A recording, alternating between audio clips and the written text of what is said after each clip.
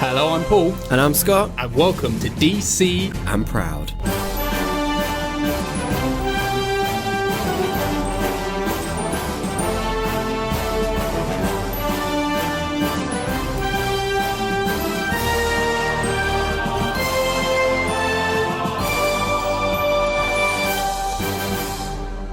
Welcome back to the podcast, everyone. We are doing the Superman Lives and Dies season. So far, we have done Superman and the Mole Men from 1951, Superman from 1978, Superman Returns from 2006, Superman Doomsday from 2007, and today's All-Star Superman from 2011. And a film I have not seen. It's a film you haven't seen. No. So I have seen it, but we'll discuss that in a minute. Yes, as I said, 2011, it's directed by Sam Liu, and it's about, after being poisoned by sun radiation, a dying Superman decides to fulfill his lifelong dreams, while Lex Luthor has his own agenda. It stars James Denton as Superman, Christina Hendricks as Lois Lane, and Anthony LaPaglia as Lex Luthor. It also has some random other people in. It has, They're quite popular. yeah, Linda Cardellini as Luthor's Niece? niece, Yep. yeah, random, and then Frances Conroy as His mum. his mum, Yeah. but it's like in one brief scene, which Yeah. is so random. But yeah, have you got any facts about this film, Scott? I have not many, but I've got a few. James Denton, who plays Superman, is known for playing Mike on Desperate Housewives, Yes, yeah. who finds himself in a love triangle between Catherine, played by Dana Delaney, and Susan, Terry Hatcher. Both Terry Hatcher and Dana have played Lois Lane. Oh, interesting. Dana in the animated series, and obviously Terry Hatcher in Lois and Clark, The Adventures of Superman. That is interesting, I used to actually. love that show when I was a kid. I used to always watch it as well. I used to love that show. I don't think it probably stands up. Probably not. No. Especially since, like, what's his name? He's a fucking horrible person in real Is that life. that Dean Cain? Dean Cain. Yeah. He's a piece of shit. Oh, great. So probably best not to return. Yeah. I mean, it's not anywhere, is it? It's like you can't No, watch it anywhere, no. so there's probably a reason why. Also, the comic this movie is based on is regarded as the best Superman comic storyline there is. Really? Yes. Do you want me to tell you about that? Go for it. I've read this. Right? I read it for the first time probably a few months ago, and it's definitely not. Interesting. The best Superman graphic novel or comic is actually Superman for All Seasons. So if anyone hasn't read that, read it. It is much better than this Okay. story. Oh, interesting. But does that impact on how I feel about this film? We'll find out. Is that all the We'll find facts? out. That's all I've got. That's all Yeah, you've got. that's Okay. literally all I've got. So that is my my history with the film. I've read the graphic novel, and I've probably watched this film twice, because it was once again that one of those ones I watched during COVID. Yeah. Fine. Do you just want to start talking about it, and then we can kind of reveal as we go along? The animation style that they went for reminds me of a show that I used to like called Ulysses. I don't even know what that is. It's like a space animation, and I don't know why it just like brought me back. Maybe it's the same. Like Could be. I'll have a look into animators. that. But I wasn't a fan of it. Okay. It worked for the show that I was on about, but I don't think it works for this. Does Superman have eyeballs in this one? You know, I can't remember. I can't remember. No, that's terrible. Let me look at a picture. Let me look at a picture. I can confirm Superman has eyeballs in this this film. He does. It's not just dots like in Superman Doomsday. Oh no, he does have eyes. Yes, you're right. You are right. What about you? In terms of animation, the style. So that they've gone for. I thought it was alright. Didn't bother me at all. Okay. It's like I preferred Doomsday. Doomsday. Yeah, I'd probably say that. I think it harkens Style. back to the animated Superman show with yeah. that one. So it's always going to be better, isn't it? 'Cause it's And- like classic. I feel like they made Superman look really feminine. Really? Yeah. I didn't really notice. I thought he was just, there was something about his face that was just very Oh, effeminate. okay. Delicate features. I can't put my finger on it either. Oh, that's interesting. That didn't cross my mind either. Right, this start by attacking Yeah, the sorry. initial bit of the Sorry, story, sorry, right? So I think we can do the setup and then kind of basically this film is pretty much broken up into like 4. Do you know how many distinct storylines sections. this has going? I know. It's ridiculous. I know. And that is one of my reasons I don't like the graphic novel, because it doesn't feel like one continuous No. story. It's very broken up and unfocused. But it makes it easier for us to tackle. Yeah, I think so. it But does. we can start with basically the whole setup. Okay. And well, the first thing we see actually is a fly through of of the Superman origin very briefly, Very briefly. which is all right. Feels a little unnecessary. Don't need it. It's like, this is for all the people who don't know the origin. It's like, we've seen it many times now. But you know why they put that in there, though? Yeah.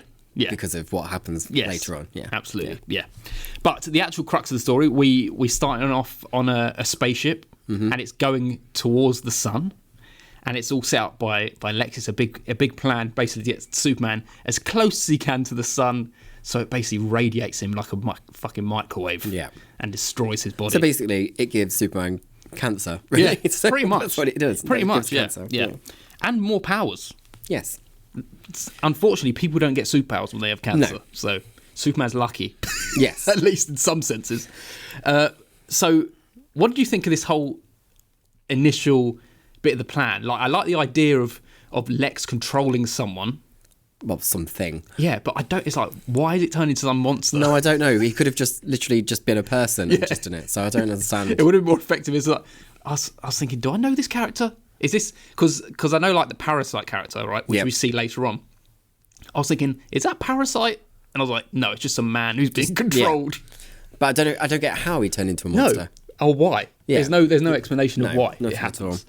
And then Superman comes, basically saves the day, and then he gets radiated, and that is where we're starting off our story from. Do you want to go briefly over the characters before we get into the main crux of the story? Go for it. What do you think of Lois in this? Wasn't a fan, really. Neither was I. Like, this is... And I can't pinpoint what it is actually that I don't... I agree. I don't think... Is it Christina Hendricks? Yeah. I don't think her voice suits Lois. And there was just something about her persona and her personality that I just wasn't there. Yeah. And I just don't... I can't pinpoint what it actually is. I feel exactly the same. The weird thing is that I liked... Like, she was immediately... She's this sassy kind of character. Yes. You think like, oh, this is the kind of Lois we want.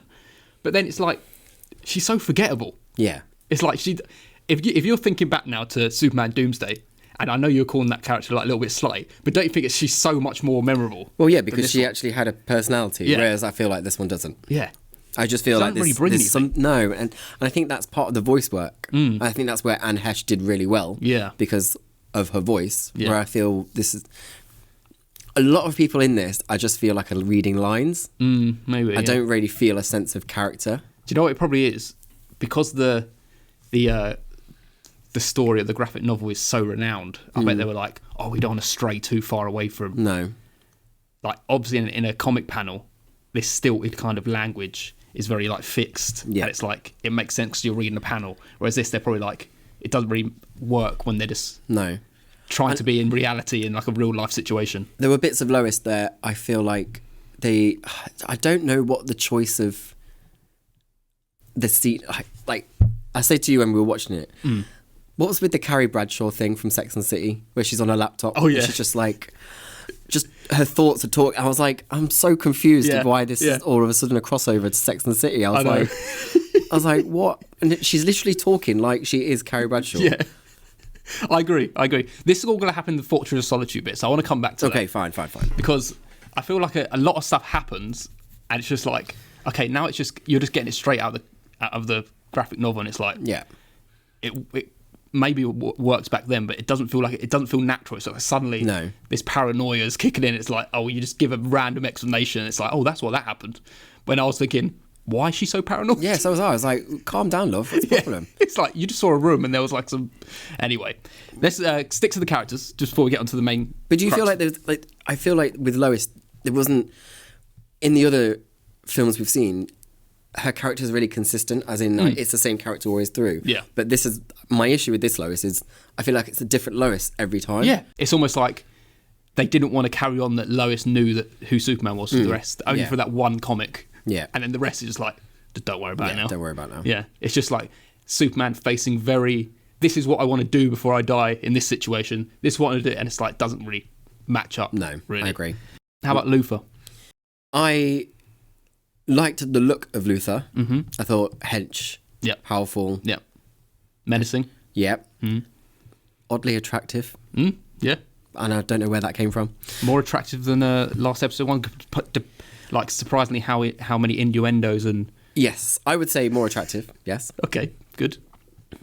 I like this Luthor. Yes.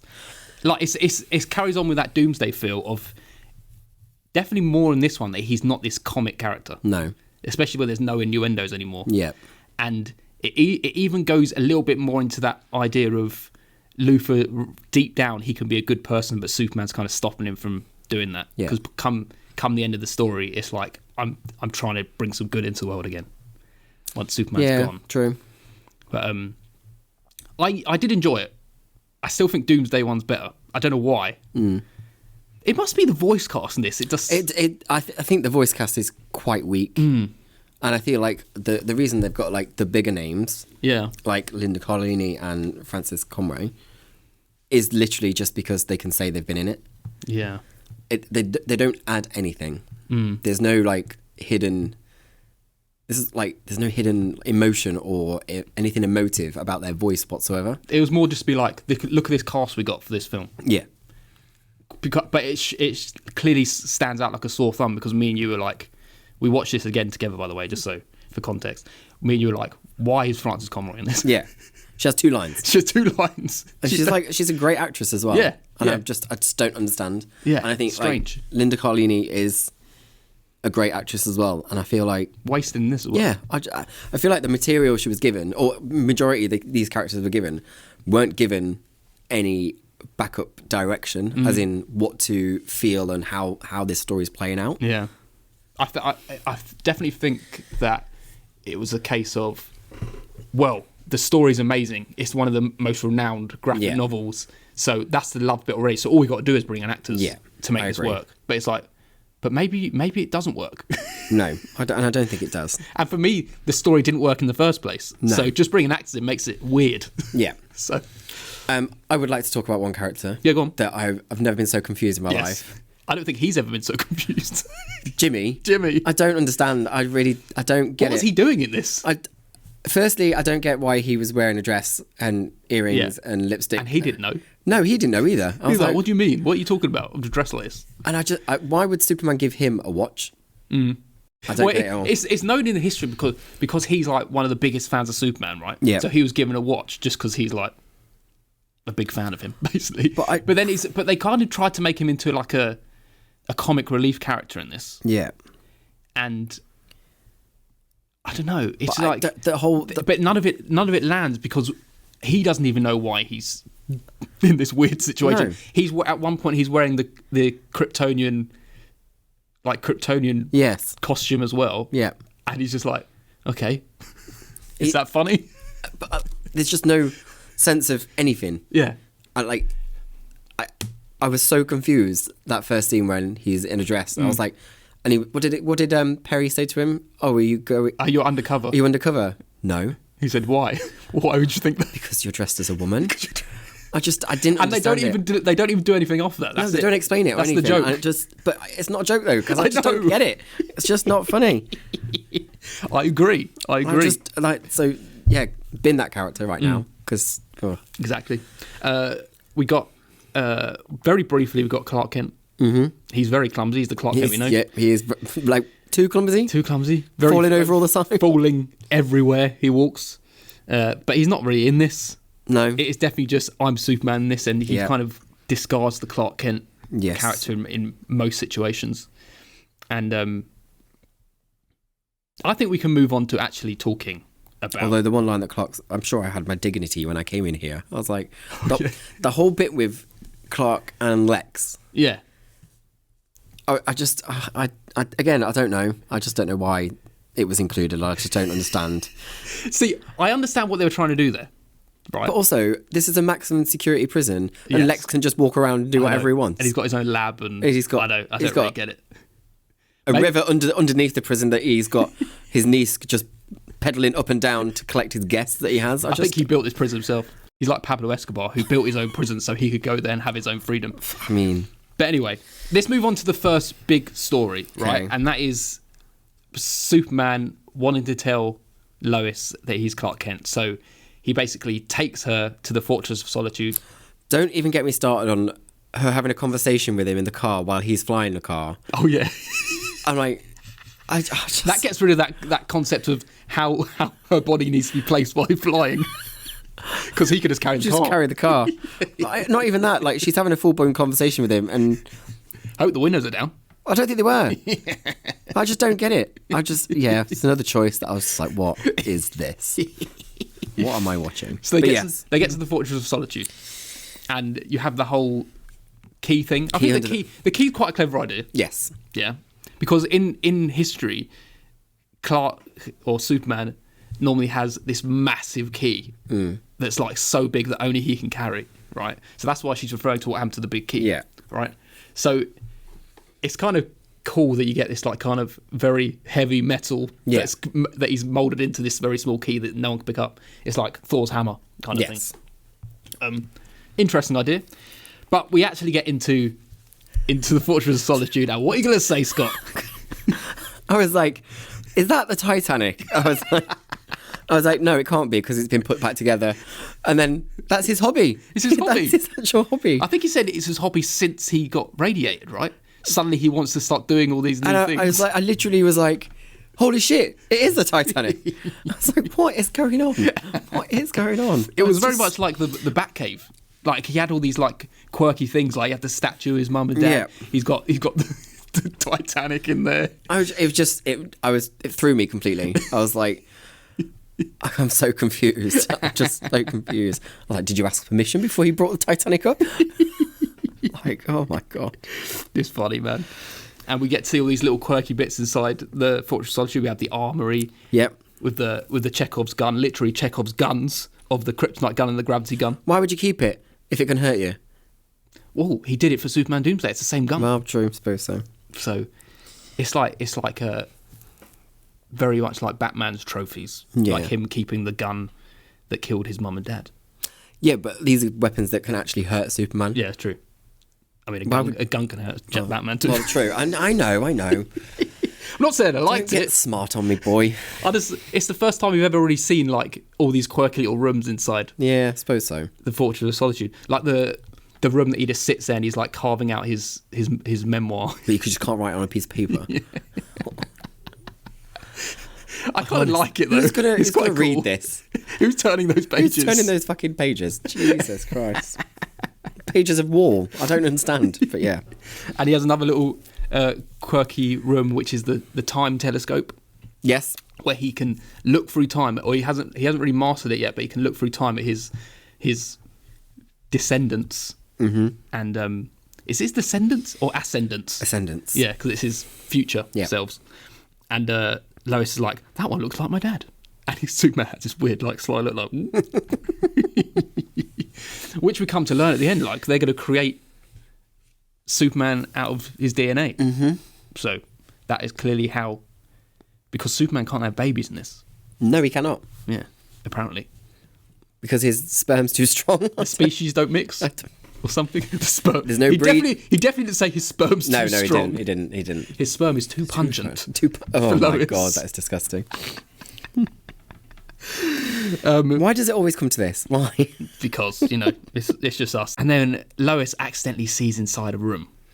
And it's... Yes. At this point, she clearly has been breathing in this gas that makes her very paranoid. Which I didn't know. Yeah. I was like, why It's like should she be in... I can't remember what he says that the reason why. He said, because this thing I'm doing makes you paranoid. Because she sees... It looks like another version of her. Was it something to the drinking the water that made her paranoid? I can't remember. Because they were focusing so much on her drinking this glass of water, and then she started The bottle of water that she had next to her laptop. Yeah, it could have been. I don't know why. Yeah, I don't know why. Bit throwaway. Yeah. Yeah, so it looks like a human that's like... It looks like he's making a clone of her, doesn't it? That's what I thought was happening. Yeah. That's what I thought. And then all of a sudden she's like, I've got to kill him. Kill him. She gets so paranoid. What are you doing? What are you doing, love? Destroys one of the robots. Shoots Superman. She's going all out. She's nuts. But yeah, he's actually just making a suit for her.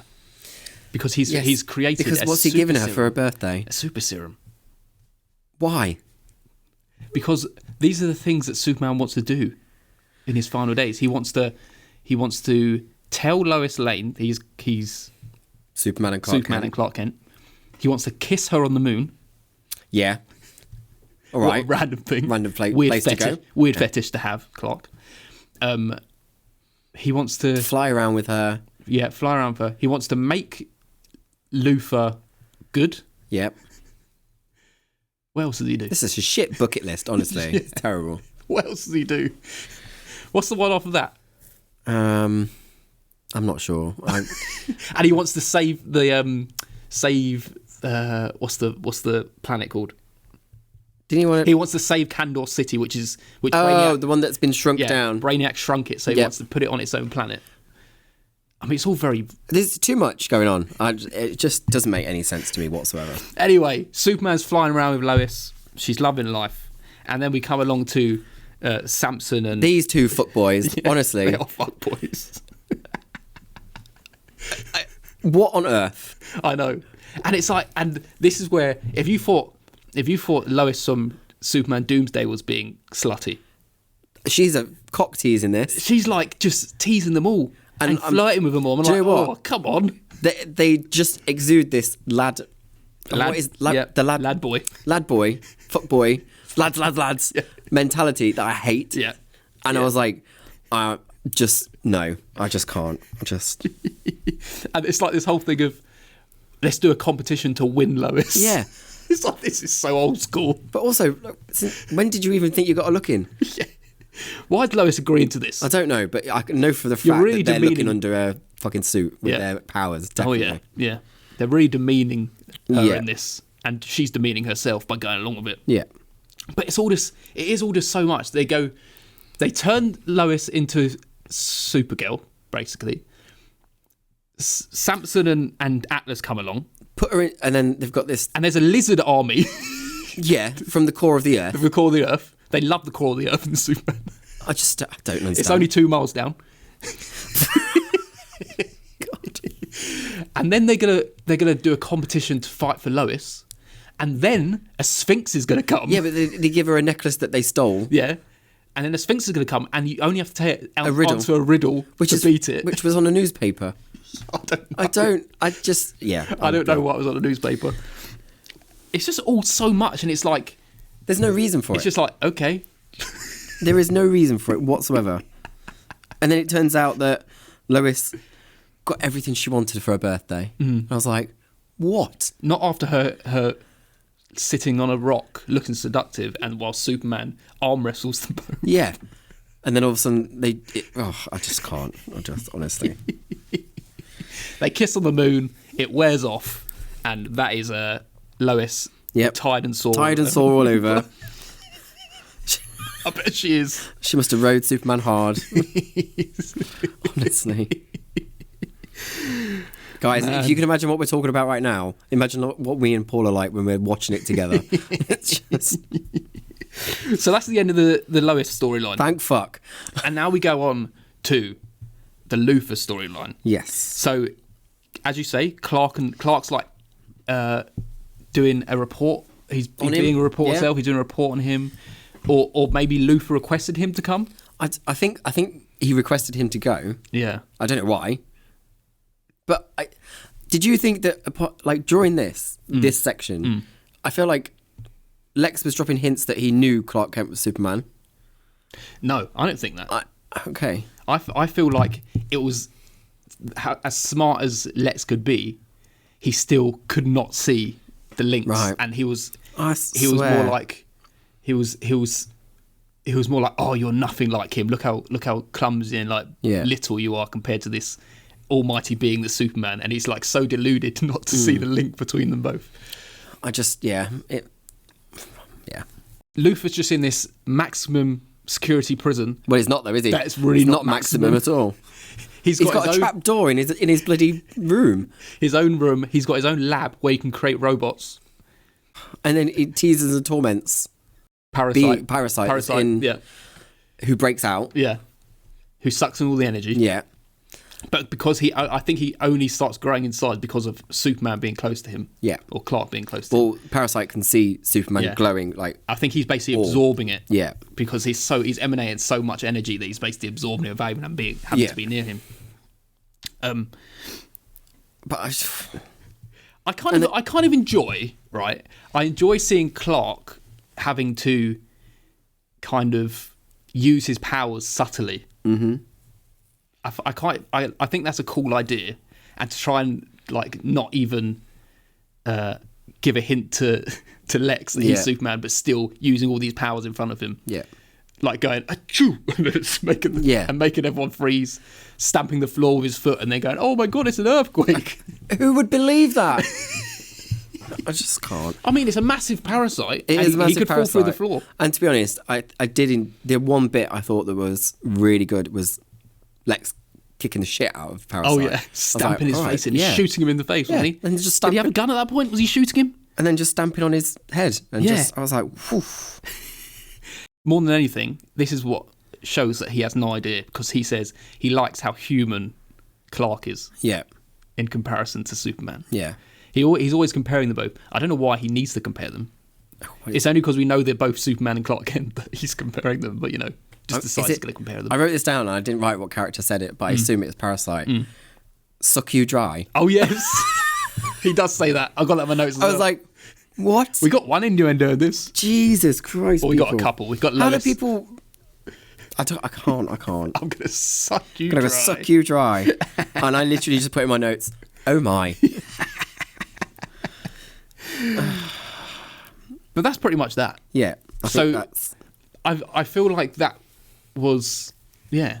Was it Superman trying to... Because he was trying to get Lex to show that he can be a good person. That's what he was kind of alluding to when he was talking to him. I just think it doesn't work. Yeah. Because he kind of comes to that realisation himself at the end, Lex. Yeah. He didn't need Superman's help. No. So then we go on to the Kandor City one, where he's going to go place Kandor on its own kind of planet so they can live their lives. And then he comes back. And he tells Lois, finally, that he's dying. Yes. Right. He comes back 2 months later, crashed into the Earth. Yeah. Oops, sorry. Yeah, sorry. Sorry about that. And it's an odd place to put a circus in the middle of nowhere. There should have been field. So, where is this? In the middle of the desert? Like nowhere around. What's going on? And I didn't realise Superman, when he lands, he bounces. Yeah. He's rubber ball. And he goes back to Metropolis. Which... Once again, it's all too much. What are they called again? These new heroes from Krypton. I don't even think they got names, do they? I can't remember. They're both astronauts that are from Krypton. Yeah, another storyline that I feel like I'm watching a different film. Yeah, I know. It's too much. It is too much. It works when you're reading comics from like week by week or month by month. There is no central storyline in this from beginning to end. Yeah. And it's so lost. Everything is so lost. Yeah. And you feel like you are watching little episodes of Superman, the adventures of. It's like he's dying, but it's not really paying into anything that's happening. This is where we see Jimmy, and he's got his Krypton costume on. Yep. For no reason. And the Krypton people change their minds really quickly. Because they pass through the Krypton asteroid field and absorb and then like breathed in some of the kryptonite. So it's making them weak. Lose their power. Superman saves one of them. Yeah, and then he puts them in the Phantom Zone. Because they want to be there together. Why? I don't actually know why the Phantom Zone would save him. Would save any of them. But I don't know why you want to go there with all the villains and God knows what else they're in there. We'll be there. Yeah, just send us there. But I did notice they followed through with this. They were both British. Were they? They both had British accents. I don't remember. Yeah, so it's like they're going to that Krypton's British for some reason. Anyway. Well, yeah. They broke the moon. Yeah. Yeah. That happened. Yeah. No need for it at all. Just another 15-minute storyline that just disappeared. And then we go... I'm guessing this is the last part. This is basically the death of Superman, this whole story. Because you got Lex on the Martha. electric chair. Yeah. Visits Martha. Francis Conroy. Yep. 2 lines. Two lines. Lex has created his own super serum. Yes. Because he went to... I don't know how he did. No, I don't either. He said, There is no explanation for anything in this film. He says something about the security at the Fortress of Solitude isn't that good. It's like, but you were in prison the whole time. Yeah. Well, maximum, isn't it? So he just goes down to that little cloud that's underneath, and he gets his niece to take him wherever he needs to go. That's true. But the niece was like, "Oh, how did you do that?" And she had no clue. No. Although I did question when he was in the chair how he got the serum in his last drink. Yeah. But then Robot 7 helped. Oh yeah, Robot 7. Yeah. I was like, but that took ages for that explanation to come around. That is why they said the security is weak, because he probably hacked into the robot or something. Yeah. With his many computers inside his cell. Because you didn't... I just can't. So yes, it's Lex and Luthor time. They're fighting. He's writing his big journal on the rock. He's wearing his white suit with the robots, and Solaris is there covering the sun, Yes. and he's turned it into a red sun, Yes. which should make Superman weak, but because he's been so radiated, I'm guessing it doesn't. And he's wearing the white suit, so something doesn't absorb the red. Yes, That's right? that is why. Yes. Yeah, it wasn't because of his powers. However, Yes. him flying towards the red and yellow, orange tinted sun, Yeah. did you not think he looked like a sperm going into an egg? With all the robots. Yeah. But like he's in this white suit, and I just feel like It's a big metaphor. Do you know what? This might be because I just watched Look Who's Talking. Oh, yeah. And I feel like it's exactly the same. Come on, let's go. Yeah, let's go. Oh, I'm in. I know what you're talking about. But like he sent his pet. I can't remember the pet's name. Oh yeah, it's the Sun Eater, That he or killed. the Star Eater. Got killed. Yeah, straight away, immediately. And then Superman just got so angry that he smashed into this Solaris and destroyed it, Yeah. basically. And then he fights Luthor, Yep. and then he doesn't actually beat Luthor. Luthor just suddenly realizes something that's along the lines of everything's connected in this universe. I can just see it all, so I know I can kind of relate to what Superman's going through. Yeah. because we're all one entity trying to help I can see each the other. currents. I can see everything. Yeah, What? Just what? I think it's a little bit of a cop out. Yes, I agree. Yeah. Clark writes his last piece with everyone around him He does and dies. and dies. So at least they can say, "Oh, Clark died as well." But no one gets it. What happened to his body? He woke up again. Oh yeah, he woke up. And, Oh and yeah, it- of course he did. Yeah, fuck's sake. he revealed himself as Superman because he pulled open his. Yeah, only to Lois though. Yes. Yeah, because. Yes, maybe.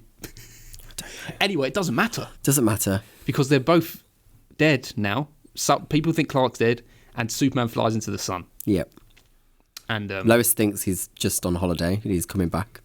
yeah, I like that visual image at the end. Though it's quite nice of showing like as if he's actually trying to fix the sun, and it's like it's with like a him mural. inside. Yeah, It's like a mural. That's quite nice.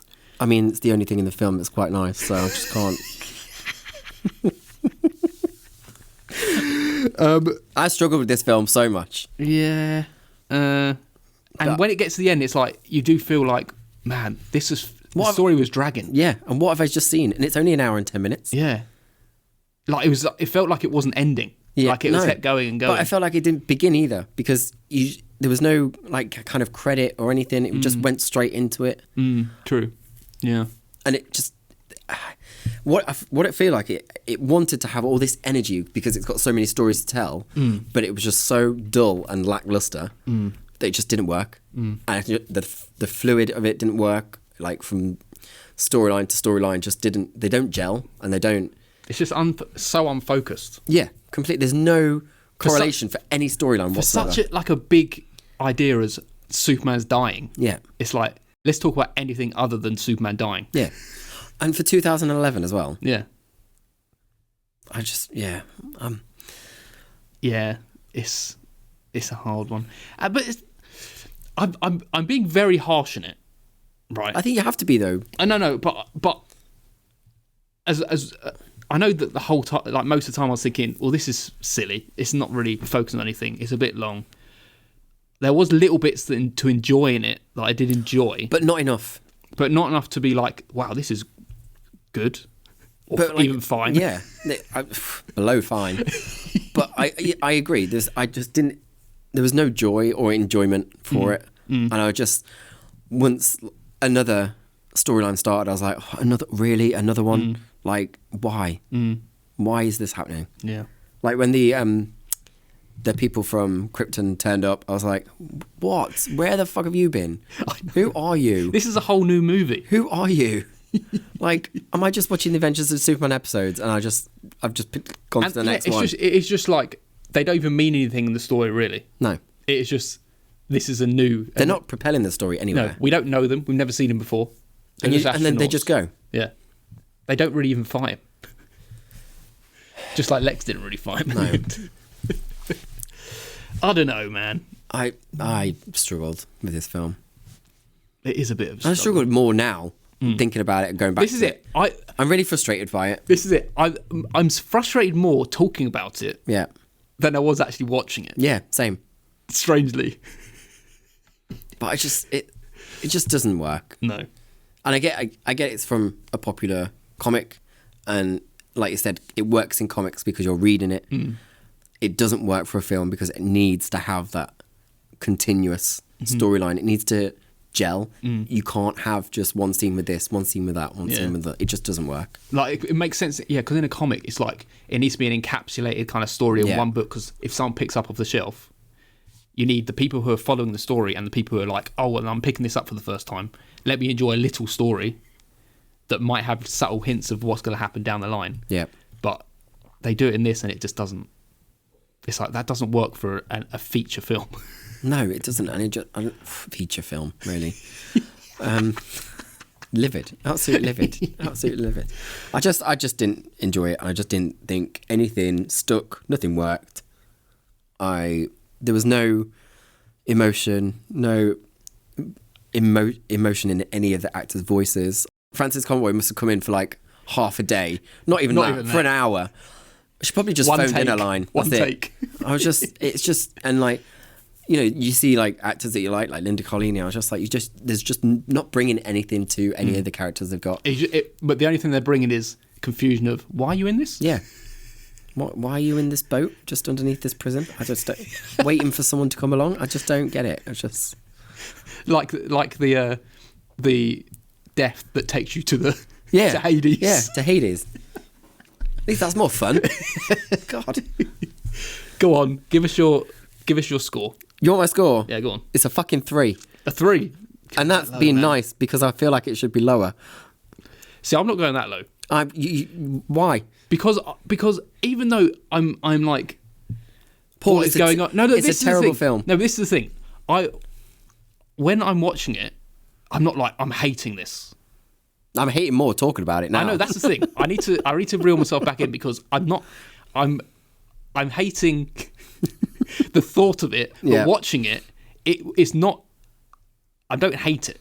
Right, I have do. no hate for it. I did. Okay, I couldn't stand it, and I feel I couldn't even bear to watch it again because it just infuriated me even more. You were angry about this because it's just so bad. It's so badly done. It's just not good. Well, I'm giving it the lowest rated I've ever given anything, so that's any consolation. Which is a 5. 5. I'm not giving it a 4 because that leads into hating it territory. Well, I do, and it's going to be a 3. That makes sense if you're hating it, yeah. So it's going to be the lowest film I've ever done. Good, because it's fucking terrible. You know what? There's going to be people out here that love this film. There is. It's quite highly rated. But I don't know why. Yeah. It gets a 4, average. Good. There we go. So it's our lowest rated. It's our new number 11. I would rather watch Mole Men again than this. Well, Mole Men is the next one, so that would be right. What a sad state of affairs. Yeah. Thank God there's another film in this season because I can't. You could not leave it on this. You could not. Absolutely not. But I apologise, everyone. I am livid. I don't know why. It makes sense because it's how I felt about the graphic novel. Fine. And I didn't enjoy that either. And even when I read that, I was... Shall I tell you what my review of the graphic novel was? I wrote it down. What did you I say? said I like some aspects of the story, but it mostly felt unfocused and largely underwhelming considering it's about Superman slowly dying, with it basically being bookended by the main plot and saggy with standalone adventures in the middle. I found it quite hard to truly get invested in a through line. I don't think I've ever heard a review use the word saggy before. It was very saggy, though. I'm on board for that. This was some saggy balls of a film, this was. Well, that's All-Star Superman, everyone. And we're never going to talk about it ever again. Yeah. Let's see what's rated on Letterboxd, though. I'm interested now. I think it's high. I do think it's high, and I don't understand. It's a 3.3. 3.3. 3.3, yeah. Which is like an average kind of film. But considering like other films we've done on here that are incredibly lower. But I feel like films that we've done before in both Superman and Batman, because they were of a time, they're gimmicky for that reason. You could accept it more. There is no reason for this film to be this shit. In 2011. No, there's no reason. 2011, you got the magnificent Scream 4 in 2011, and like you come out with this shit. Magnificent. It is a magnificent film. But I'm just so disappointed. Yeah. So disappointed. Well, it's our lowest one of this season, so we can only go up from here. And we will be going up from here. We will be soaring next time. Because what are we doing next time, Paul? Next time, to cap off our Superman Lives and Dies season, we are doing Man of Steel. Man of Steel. Zack Snyder's Man of Steel. Henry Our first Cavill. Zack Snyder film. Henry Cavill. Yeah. Holy shit. Holy shit. God, man. Beautiful man. He is a god. All-Star Yeah, you're Superman. right. All-Star. But it was just... You guys are wrong for thinking this film is actually good. Yeah, you are. I don't care. Come at me. Come at me. I dare you. So saggy. So saggy. So saggy. Just, yeah. Well, on to Awful film. better things. On to better things. Thanks for listening, everyone. Take care, guys. And we'll Thank see you next time. I hated it.